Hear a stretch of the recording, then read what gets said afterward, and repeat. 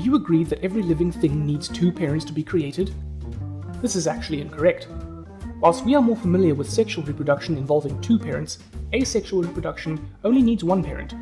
All the offspring are clones. They are genetically identical to one another and to their parent.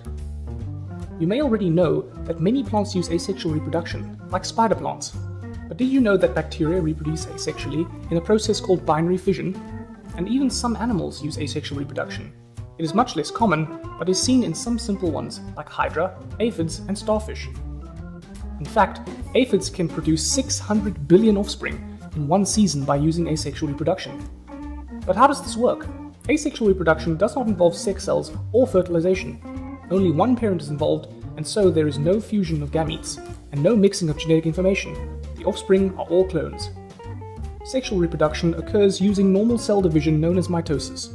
To learn all about this, watch our video on mitosis. In plants, it can happen in a number of different ways. Potatoes and daffodils, for example, develop underground food storage organs that the following year will detach and develop into new plants. The spider plant produces plantlets along branches that are clones, as do strawberries on runners. Hydra are multicellular animals. They use budding to reproduce asexually. Little buds grow on the outside of the parent and then break off to form separate individuals.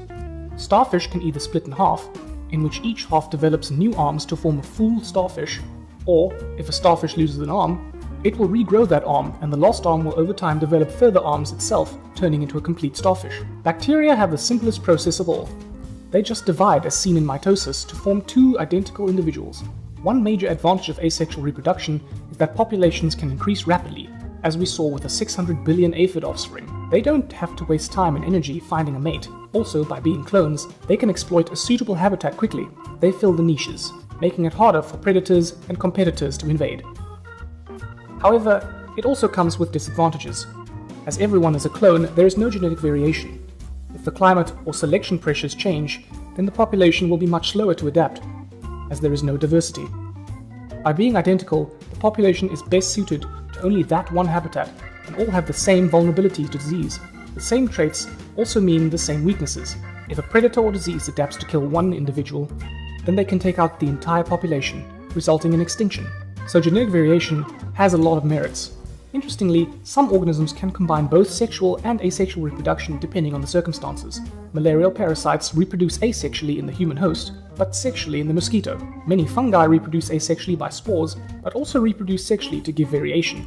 Many plants produce seeds sexually, but also reproduce asexually by means of runners, such as the strawberry plant, or bulb division, such as daffodils. And even the aphids alternate between sexual and asexual reproduction, asexually in the spring and summer, and then sexually in the winter, as the eggs can survive the cold better. So there we have asexual reproduction. It only requires one parent, meaning population can grow very quickly, and everyone is a clone of one another.